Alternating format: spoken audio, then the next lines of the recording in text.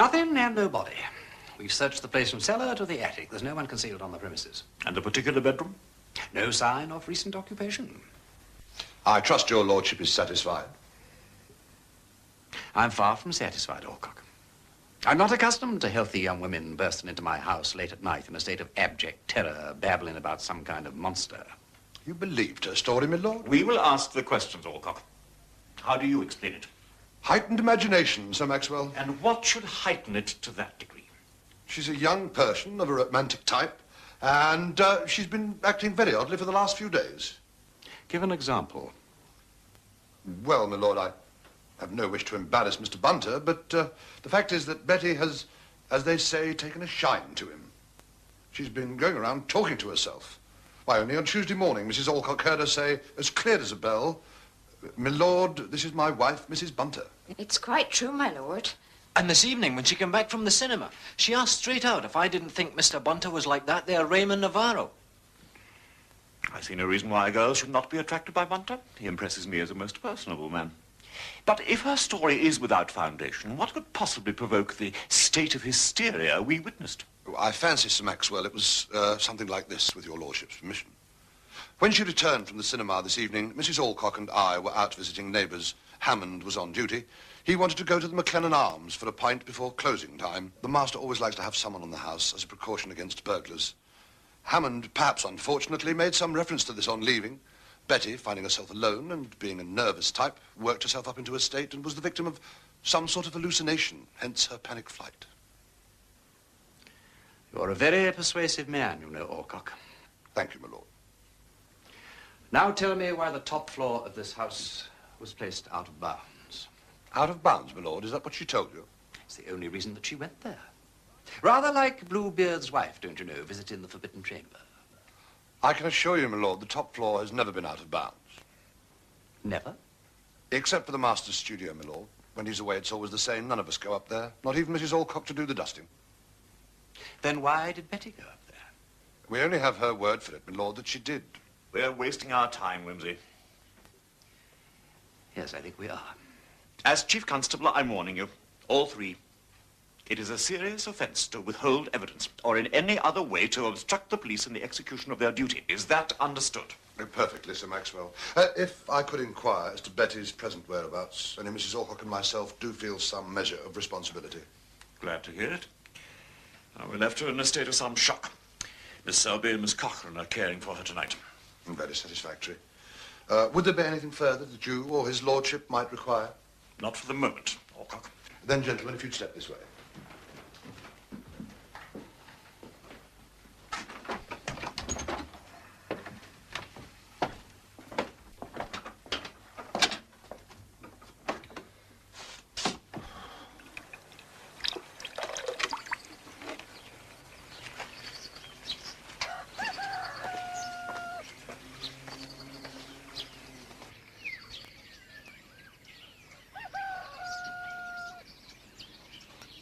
Damn and blast!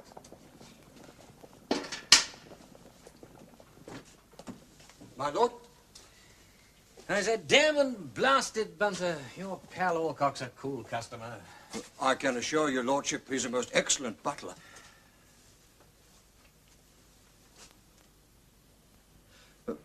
May I say how much I appreciated your consideration last night, my lord? In not involving me. You see, I've known Alcock for a number of years, and there exists between us what you might describe as mutual esteem. It would have been rather damaging to his pride if I had been there when he was being put through the hoops, as it were. All I can say is he went through the hoops without batting an eyelid. Look here, Bunter, I believe Betty's story. I think those three last night were lying their heads off. Well, I'm sorry if I'm casting aspersions on your friends. The question doesn't arise, my lord, if their words or actions are at all suspicious, and they must be investigated. Straight to the point. Then let's not even raise the matter of hidden motives. Let us simply suppose that there was in that bedroom on Monday night a person whom Mr. and Mrs. Alcock and Hammond wish to keep concealed. Betty discovers whoever it was, and terrified, she runs in here to you for help. It then takes 2 stiff brandies and a jolly good 25 minutes before we can make head or tail of what she is talking about. Now then, The Alcocks could have returned at any moment after her departure. So assume that whoever it was in the bed alerts them instantly. We have given them a clear half hour before the police and I put in an appearance. Ample time to change the bed linen and put the place to rights. Quite. But knowing your lordship's thoroughness, you noticed nothing significant? Well, there was one thing, Bunter. Betty said that she dropped a candlestick beside the bedroom door. There was a small spot of candle grease on the carpet, which bears out her story, though it's not exactly proof. But hang it all, Bunter, they could easily have covered up this mysterious person's traces, but how the blazes did they make him vanish into thin air? They didn't, my lord. What's that? May I suggest, while Mr. and Mrs. Alcock were clearing up at home, Hammond drove this person to the station and put him on the 11:05 p.m. train to Dumfries. Are you telling me that there is a train from here to Dumfries at 11:05 p.m.? It is the very last train of the day. Well, that's it. Well, it must be. It has to be. Well, there could be an objection to that theory. What's that? Miss Betty's description of the person she saw in the bed. He was either ill or injured. Well, that's no objection, Bunter. If our Mr. X was a stretcher case or even a walk-in wounded, it would only make him easier to spot. And I shall leave that to you. For my own part, the time has come to talk of many things to one or two of our red herrings. And to begin with, why not Ferguson? A thorough search of Mr. Gowan's house was then conducted and nothing was found. Subsequently... I've heard all this from the Chief Constable. What about Dumfries? Well, I questioned the man in the ticket office and the collector at the barrier. Now, both had been on duty when the 8:45 left on Tuesday morning. Neither remembers Mr. Gowan. I thought as much. Now, further to the matter of Mr. Graham, at 11 a.m. on the morning the body was found, a man was seen hurrying along the far bank of the river, as though coming from the scene of the crime. It was Mr. Graham. 2 witnesses will swear to it. Now, Inspector... Reason to suppose that the crime was committed by an artist, well-known painter interviewed by our You've been talking to the press, DL. Oh, that blasted wee whippersnapper. Never mind the wee whippersnapper. You've given the game away completely. The fact that we suspect a fellow artist of Campbell's was the one thing I wanted kept dark. I admit he caught me out. It was just after I'd seen Mr. Graham. But I never said all that. You said enough for him to put 2 and 2 together. Mr. Graham refused point blank to answer any questions and threatened our correspondent with actual bodily harm. Bodily harm? You blithering idiot, DL. If you can't learn discretion, you would do it. You would do better to find yourself some other profession. Aye? Aye, it is. Oh, I see. Well, would you not like a word with... What is it, Jeannie? Hold on, please. It's PC Gow from Cretan, Inspector. Mr. Farron's bicycle's been found at the old lead mines. McPherson here. How do you know it's Farron's cycle? Oh, I see. Is that the same place as Strachan? Aye. Well, that's good work. I'll be over. You needn't ask. He knows it's Farron's cycle because there's a label tied to it with his name and address on it. It means a search party. And you can tell his wife. Tell me one thing, Wimsey, and it's no good you pretending you don't know, because you do. Did Campbell die on Monday night or Tuesday morning? Whatever made you ask that? And why ever can't you give me a straightforward answer? Well, I mean, it seems such an odd question. Oh, perhaps Inspector McPherson didn't tell you about the picture. What picture? Well, the one that Campbell was painting at the time. The paint on it was still wet, you see, even though it had been put on with a copal quick drying medium and had been exposed to the sun and a pretty stiffish breeze. So he must have been alive on Tuesday morning. No, McPherson didn't tell me that. But what made you ask? Because, well, I've no problem about Tuesday morning. I caught the early train to Glasgow to see the exhibition. But the police went on about my movements on Monday night. Well, I spent all of Monday night here, and they became damnably inquisitive. Did they? Oh, well, I'm blessed. Well, that's why I wanted to know. You see, if there's any doubt about Campbell being alive on Tuesday morning, then it could put me in a bit of an awkward spot. Yes, I see your point. Still, I'd imagine anyone with a decent alibi for Tuesday morning was home and dry. Glad to hear it. I'd like your advice, Wimsey. I've never come up against the police before, and, Against them? well, you know what I mean. They give you the idea they don't believe a word you're saying. So I thought I'd say as little as possible. What do you mean? You left things out? I answered their questions. They asked me if I saw Campbell come home that night, and I said no, I hadn't seen him, but I'd heard the car come in. And then I had a last drink and potted off to bed because I had to be up early. And that was the last you heard of him? Yes, except I've a funny sort of an idea. I heard his front door open and shut again, as if he'd gone out. I can't be certain. But I certainly saw him go out again in his car in the morning. Well, that's valuable. What time was that? Between 7:30 and 7:45. You mean you actually saw Campbell in his car? Oh, yes, I saw him all right. Well, I can only swear to his clothing and general appearance. Because of the angle of the wall, I couldn't see his face under that damn great hat. But, oh, I'm sure it was him. But you told all that to the police? Oh, yes. Well, what was it that you didn't let on about? A couple of things. First of all, a fellow came round that night and started crashing about in Campbell's door and using the most filthy language. Rather fortunately, Campbell was out because there were all the signs of a real shindy brewing. Who was the fellow? I'm afraid it was Farron. Well, well, well. Curiouser and curiouser. Yes. I popped my head out of the window and told him to stop making that filthy row.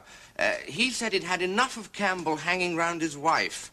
Threatened all sorts of terrible acts of violence against Campbell's person. Of course, it doesn't mean a thing with him. He's always going in off the deep end. Then what happened then? And then he took himself off. On his two legs? No, on his bicycle. Ah, yes, of course. Look here, Ferguson, how much was there between Campbell and Mrs. Farron? Damn all of you ask me. I think Campbell used to get a bit sentimental about her in his cups. But she's much too high-minded to get herself into trouble. I can't stand her personally. And did Farron depart altogether, or did he come back later, by any chance? Well, that's just the thing. I don't know. Someone came later. When was that? Just after midnight. Somebody knocked on Campbell's door, and presently, whoever it was, went inside. I dropped off to sleep again. And you didn't hear the person go? No. But I don't think it was Farron, because I fancy I heard a car. I had a notion it might have been Jock Graham up to one of his larks. It's possible. Look here, Ferguson, if I was you, I'd tell the inspector. What?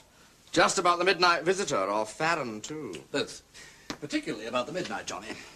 After all, he apparently was the last person to see Campbell alive. I saw Campbell in the morning. No, I meant see him to speak to. And if the police can get hold of him, he may be able to give them valuable information. Then why hasn't he come forward? Ah, well, he may have had a dozen reasons. He may have been selling illicit salmon. Or that he may have been a she. I mean, one simply doesn't know. Well, I'm sorry to have been taking up so much of your valuable time. Not at all. I'm only too glad you looked in.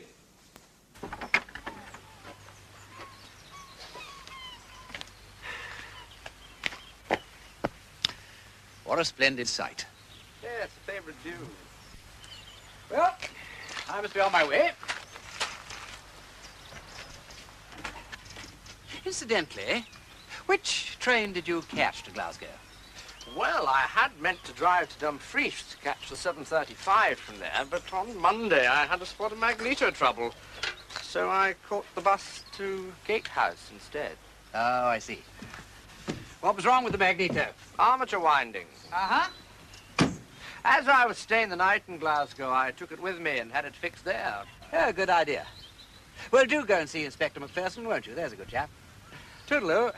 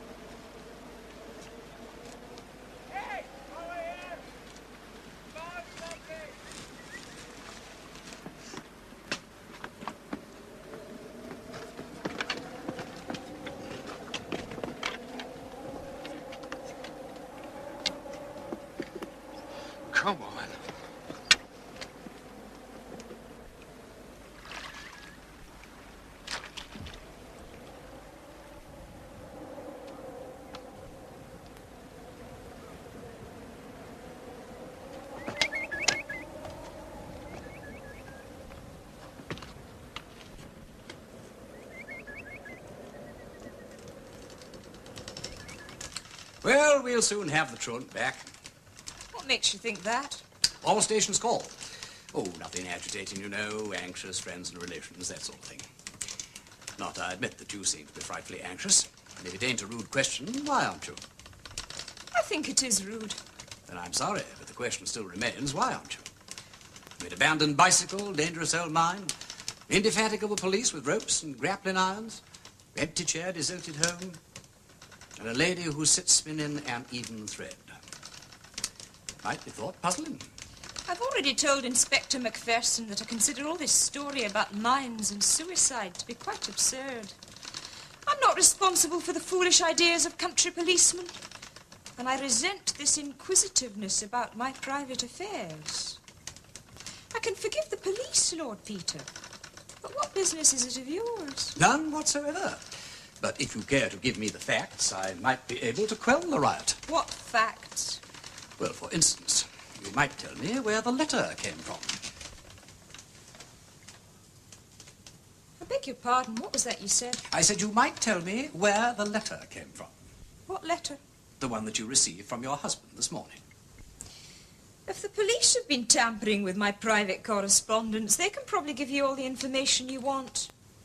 Unless, of course, they also dislike interference. Well, since you admit the existence of the letter... I admit nothing of the sort. Come now, Mrs. Farron, you're not one of nature's gifted liars. When I last saw you, you were genuinely anxious about your husband, and today you are not. You did receive a letter. Why deny it? Lord Peter Wimsey, have you ever thought how contemptible you are? You're known in this district.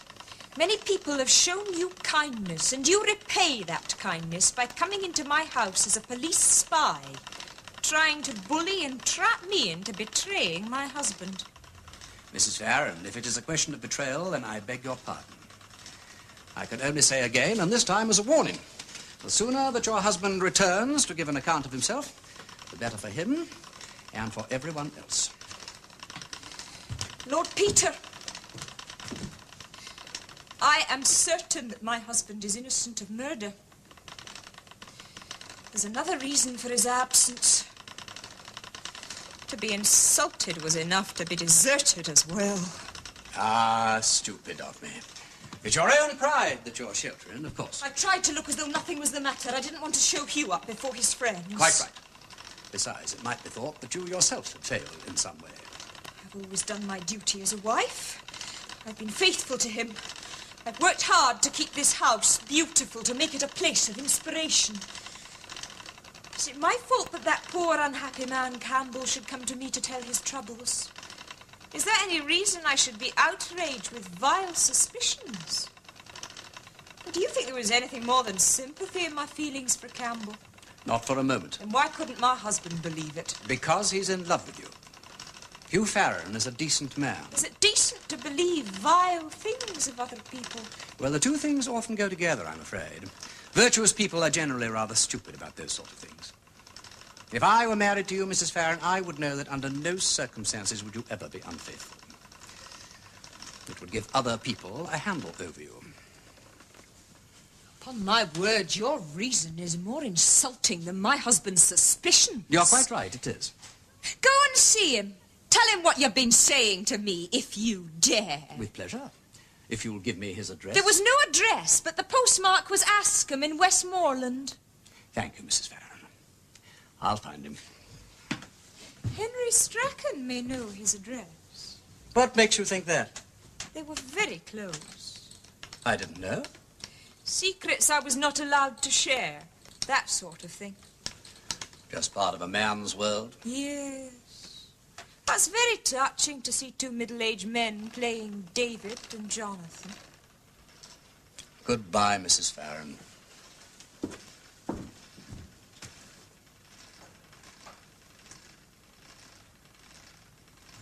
Well, Mrs. Smith, the measure. What can we do for you? Oh, well, I'll just go and see if there's been any news from Mr. Macpherson over at the old lead mines. Sit you down, ma'am. Thank you. Thank you. And what is it brings you here? This. I just wanted to ask whether there was any foundation for the dreadful insinuation in that story. That's as may be. What makes them say that an artist committed the crime? There might be some evidence to point in that direction. Oh, I don't.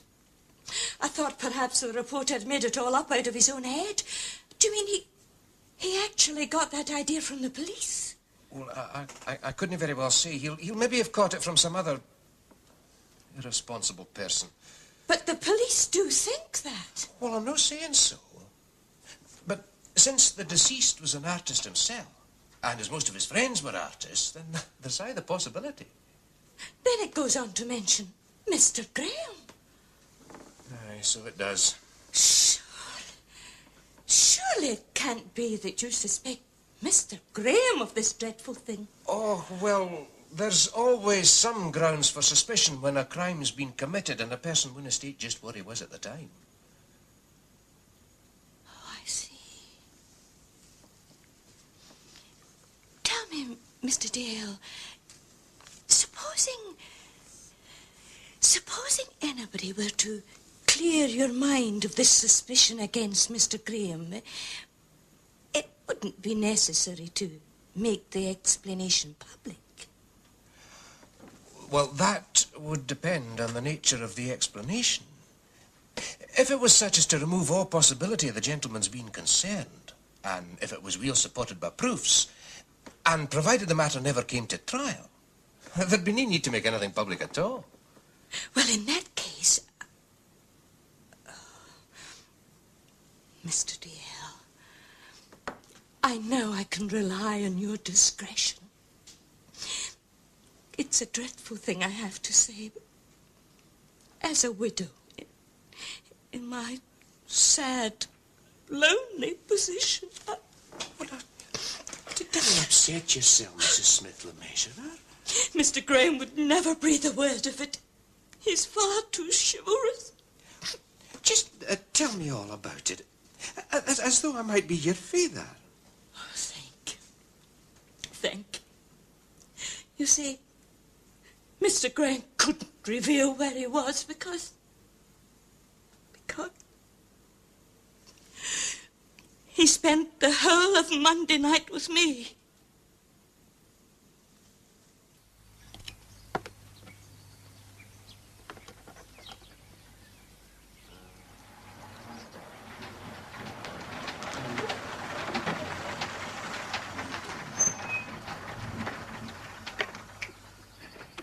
Now then, Butter. Anything to report on Betty's creepy crawler yet? The suspense is killing me. Only 3 people caught the 11.5 last night. An elderly couple, known to the man in the booking office, and a stranger, who booked as far as Drummore, which is just 1 stop past Coopering. Could he describe him? Quite dramatically, my lord. He was a man of small stature, and he wore a broad-brimmed black hat pulled way down over his eyes. He had a dark overcoat with the collar turned up, and he had a scarf wound round his chin. Oh, and he carried a small suitcase and wore dark glasses. Great Scott, he sounds like a spy out of cheap fiction. Just so, my lord. Anyway, I got in touch with the local taxi man at Drummore, a Mr. McNabb.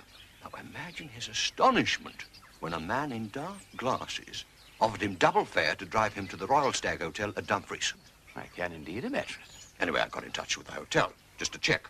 Now, a man in the name of Mr. Durant did book a single room there last night at 11 o'clock. The man in dark glasses signed in at reception, and he left to catch the early morning train to London via Carlisle. Oh, really, Butter, this is preposterous. It's beginning to resemble the plot of a Wilkie Collins novel. I require some stimulant.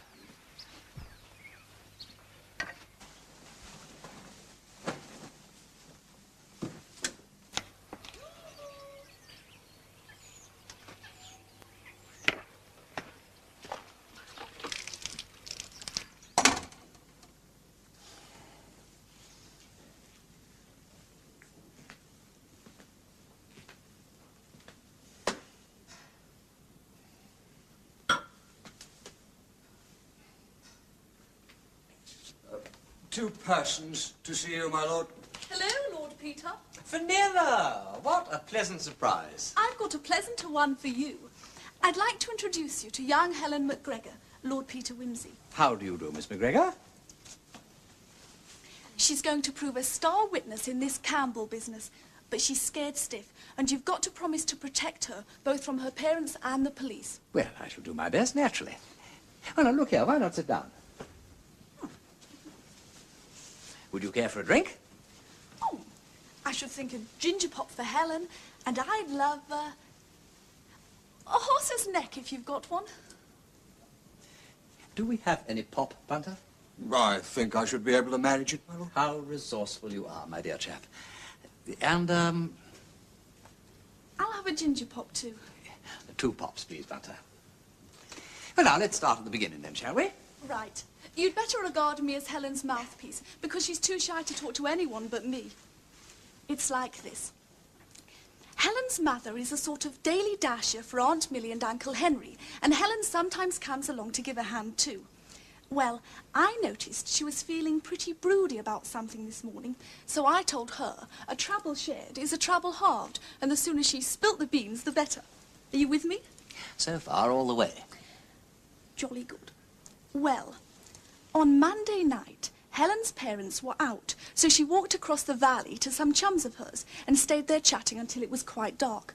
She suddenly realised that if she didn't hurry, her parents would be back before she was, and then she'd really be in the soup. They're very strict, you see. Well, she was nearly home when a car passed her going fast. It stopped suddenly at the corner just ahead, and when she caught up with it, there was another car blocking the road, and the 2 drivers were having a terrible fight on the grass at the side. And they were shouting and swearing. And one was trying to hit the other with a sort of iron bar. Could you describe either of these men, Helen? Mr. Dark, my lord. Well, did you hear anything they were saying? Try to murder me, would you? One of them said. Anything else? Any name, for instance? One of them called the other Campbell. Did you hear anything more? All she could think of was that if they saw her, they'd kill her. She ran all the way home and jumped into bed just as her parents came in. Could you show me the exact spot on the road, Helen? She's already shown me, which is just as good. Splendid. Well, now, you have absolutely nothing to worry about, Helen, either from your parents or from the police. I shall see to that. Well, now, I'd like to ask both of you to luncheon, but, do you know, I don't think that this can wait. Come along, girls.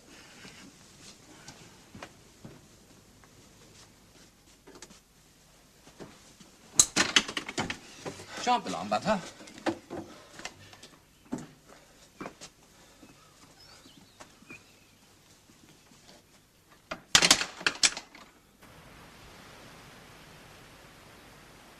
You know, this is menial toil. It really is beneath the dignity of any human being. Unless one is like the army of Napoleon, which is popularly reputed to have marched on its belly. Aha! Eureka!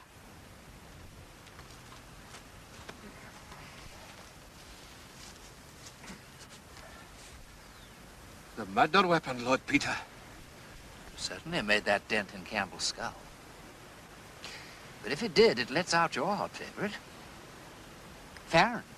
You know, he was out on his bicycle, whereas this gentleman was driving a car. I so he was. Let's hope it has some juicy fat prints on it. Come and see what I found. Don't touch, lass. Oh, sorry, Inspector, but I don't think you'd get fingerprints off this. It's hair, my lord. Human hair. Now, have a look.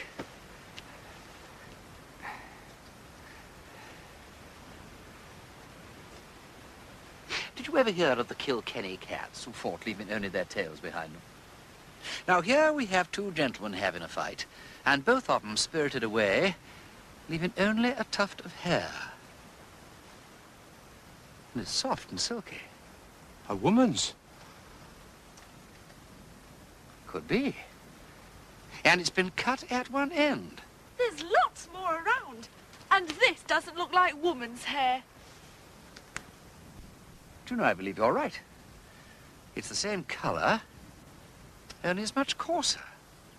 In heaven's name, my lord, what's been going on here? The mind boggles, don't it?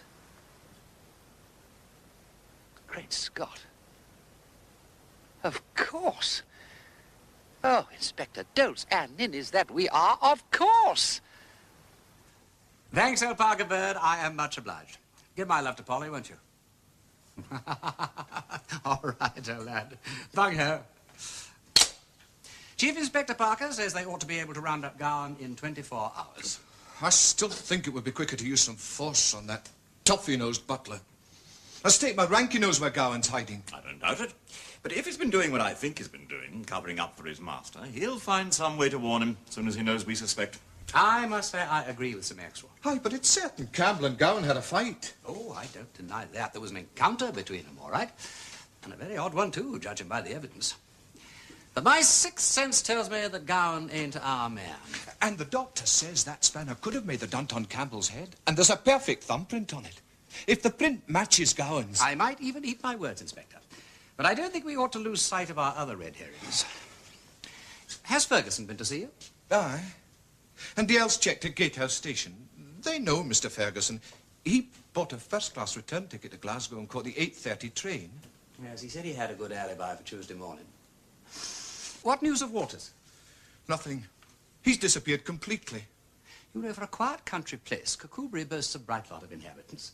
They appear and disappear like Cheshire cats. Graham, how is he still refusing to cooperate? He won't say a word. Remember, he's a great one for horseplay. He ducked Campbell in a pool once. He may have tried some other lark, and this time killed him by accident. Possible, but not very likely. Strachan. Yes, is he still sticking to this story? He is, Sir Maxwell. I can't shift him. He swears black and blue he fell down that shaft. He is black and blue. Aye, but he's no alibi for the whole of Monday night. And he could have won those marks fighting with Campbell. And finally, Farron. Well now, Sir Maxwell.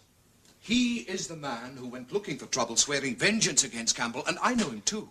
He's one of those persons up in the clouds one minute and then struck down by black depression. If he killed Campbell, I think he might take his own life after.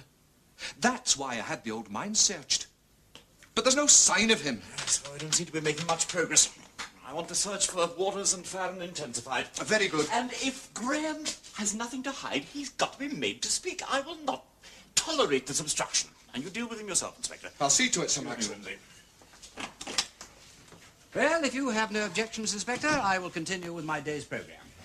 Henry Strachan is the next on the list, I fancy. Well, your lordship's more than welcome. But first of all, I have a most pressing engagement. Luncheon. High tea rather than luncheon. High tea? A meal not to be despised, Bunter. True, you have served me with a truite manière instead of a kipper and a bottle of puy fumé instead of a mug of tea. But the result, I assure you, was just as satisfying. Well, I'm very glad to hear it. Yes, well, I was pulling your leg, old lad. I was ravenous. And at one Epicurean stroke, you have appeased both glutton and gourmet. Thank you, my lord. And what have you achieved in my absence? A minor diplomatic success, my lord. In which direction? For the matter regarding Miss Betty and Mr. Alcock. There was a certain obduracy on both sides. I mean, Betty resolutely refuses to return to service in the house. And I can't say that I blame her. Mr. Alcock is equally reluctant to take her back. I'm afraid I was resorted to a little minor deception, my lord. As I told Mr. Alcock that both you and the chief constable had, on the whole, accepted his story about Betty's hysteria and discounted Betty's story. Well, having convinced him, he was prepared to take Betty back in employment in the house on Mr. Gowan's return. In the meantime, the Mrs. Selby and Cochrane are planning a tour of the Highlands in a motor car. They've taken rather a liking to Betty. Yes, they're anxious for her to go with them as they are made. How absolutely splendid, Butter. I shall miss her, my lord. Excuse me, my lord. Hey,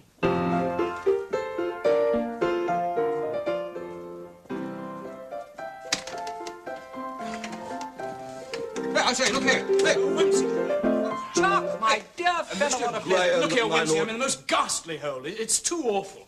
You're up to your neck in this thing. Have you heard about it? Go to. Where gettest thou that goose look? It's only just been sprung on me. What has? All right, Bunter, that'll be all, thank you. This Campbell business.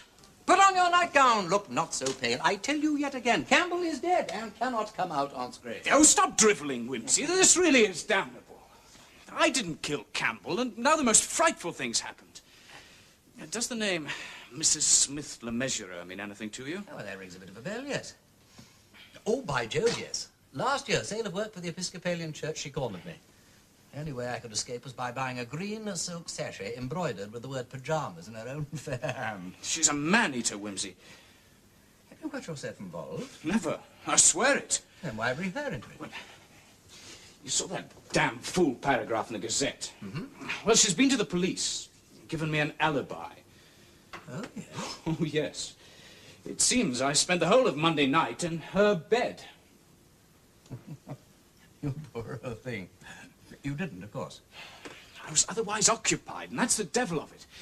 Look, Wimsey, if her story gets out, I'll never live it down. But if the police have the truth, I could go to prison for 3 months. And so could my 5 witnesses. Only 5? Unless you count Gilda Farron. I was passing her door. She called me in. She was in a great state because Hugh had run off in a tantrum. Yeah, now, wait for a moment. About 10:30 last Monday? That's right. She kept me for about half an hour. Mm-hmm. Calmed her down, said he'd be back, but she kept running to the gate every time she heard a footstep. Yes, well, that explains that. She heard mine. I saw a man's hand pull her back into the close. My hand. Mm-hmm. And after half an hour? This is damned awkward. If I tell you the truth, no names, no pack driven. Now, I cannot possibly promise you that. You know perfectly well. 6 of us went poaching salmon on Lord McRae's estate. How very reprehensible. Damn good work. I can't stand old McRae. Look, Wimsey, the point's this. Is there any way of stifling that predatory old octopus without bringing the boys into it? Well, I'll see what I can do. I'll put it to Maxwell Jameson in my own way. But Mrs. Smith Le Measurer? She'll be threatened with the full panoply of the law for seeking falsely to tarnish your halo. You're a friend, Wimsey. A damn good friend. Oh, have a drink with us tonight, will you? Well, I'm afraid I've got to be up bright and early in the morning. That's going to be a little difficult. But, well, yes, why not? By Jove, I will have a drink with you and your 5 witnesses. I would be delighted.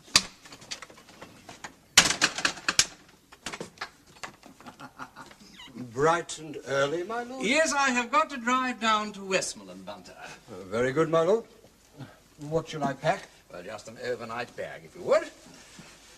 It has been a full day, if I may venture to say so. Both full and satisfactory, Bunter. And it ain't over yet. I have one more call to make. Bunter. My lord? Bunter, what thoughts do the words David and Jonathan summon to your mind? A quotation, my lord. I am distressed for thee, my brother Jonathan. Very pleasant hast thou been unto me. Thy love to me was wonderful, passing the love of women. Thank you, Bunter.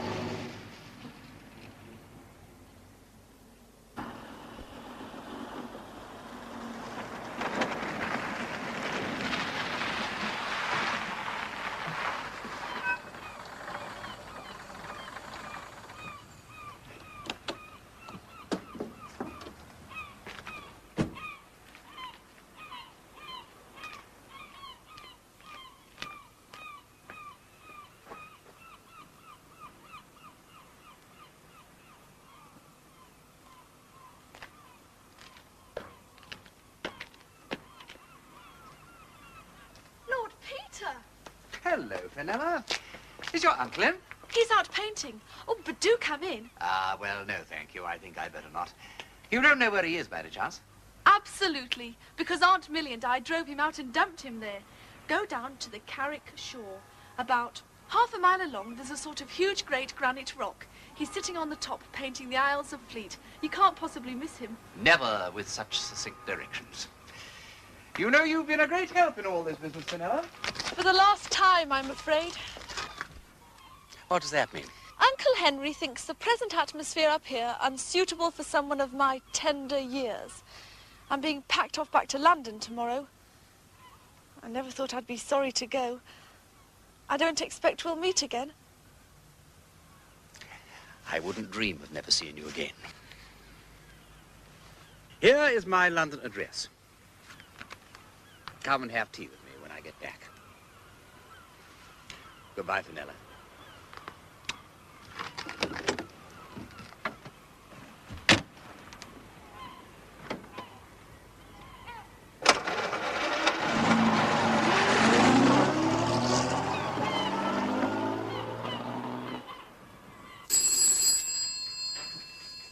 Yes?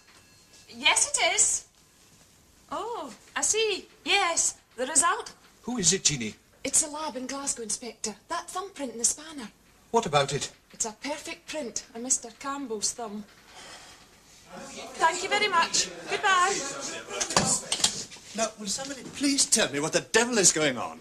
I go away for a few days, and when I get back, my landlady starts screaming blue murder and locks herself in her bedroom. She called me a murderer. It's Mr. Waters, isn't it? Yes. Aye, well, there may be something in what she said. We've been looking for you for quite some time.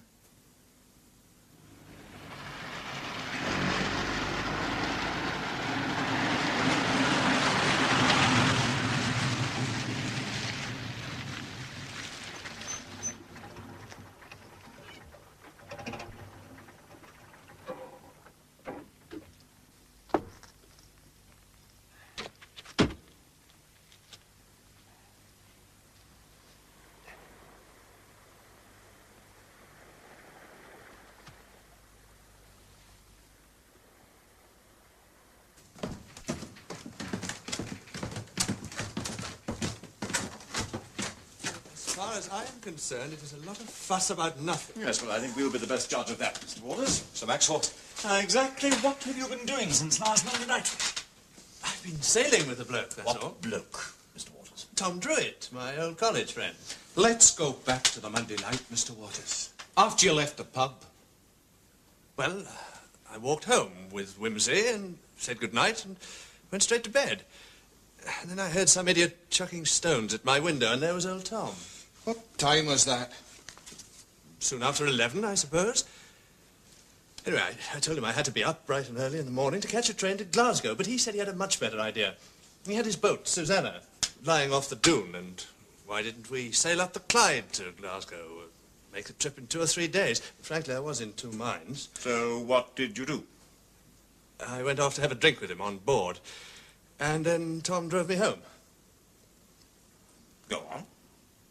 Oh, well, I had a damn good night's sleep, and then when Mrs. Ellison woke me in the morning, about 7-ish, I saw that the weather was fine, and I thought, well, why not, after all? So I took my bike and pushed off. Did you tell Mrs. Ellison where you were going? She knew I was going to Glasgow. It was no concern of hers how I went. I cycled over towards the dune, signalled to Tom, and he came and took me off. What did you do with the bike? I shoved it in a little shed up there among the trees. Anyway, we dropped down the estuary on the morning tide and made the Mull about tea time and anchored just outside Loch Ryan. Wednesday, we lazed about a bit, did a bit of fishing, but then the weather turned very nasty, and Thursday was a real beast, raining and blowing like hell. That was when the boom caught me. After that, Tom gave up, so we put about and headed back towards the dune. So much for my sea voyage to Glasgow. When did you get in, Mr. Waters? About 2 hours ago. I collected my bike from the little shed and cycled back to my digs.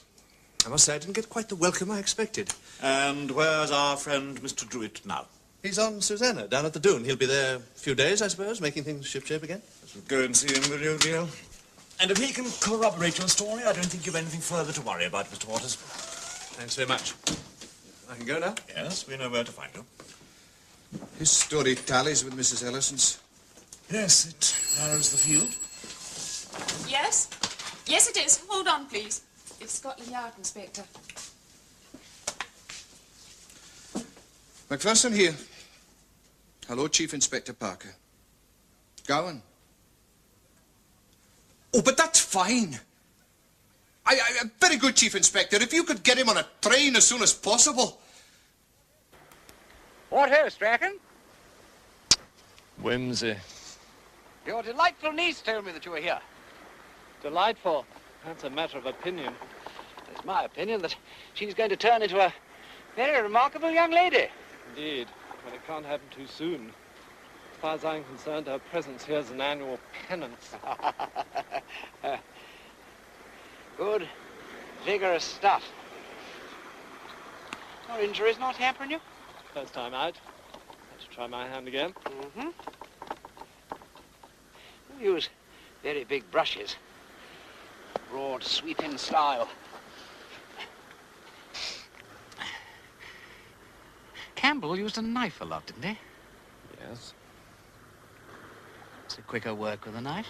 It is, generally speaking. Mm-hmm. Do you work as fast as Campbell did? Not quite as fast as he would with a knife. But using my own methods, I could probably produce the sketch as quickly as he could.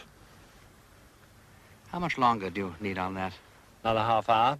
Your interest is very flattering, Wimsey, but I doubt if you came all this way to admire my work. No, that is partly true, I'm afraid. I did want to ask you one or two questions.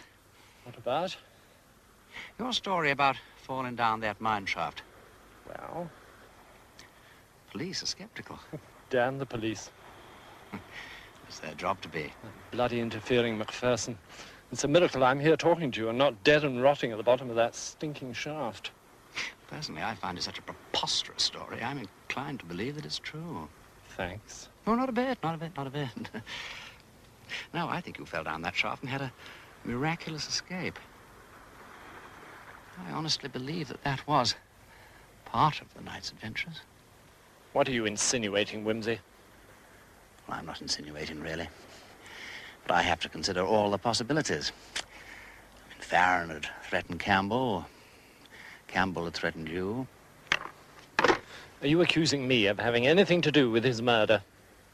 I'm not accusing anybody of anything. But I am suggesting that you know more than you've told the police. After all, you and Farron might have planned this thing together. You are, I believe, quite close friends. Rather like David and Jonathan, in a way.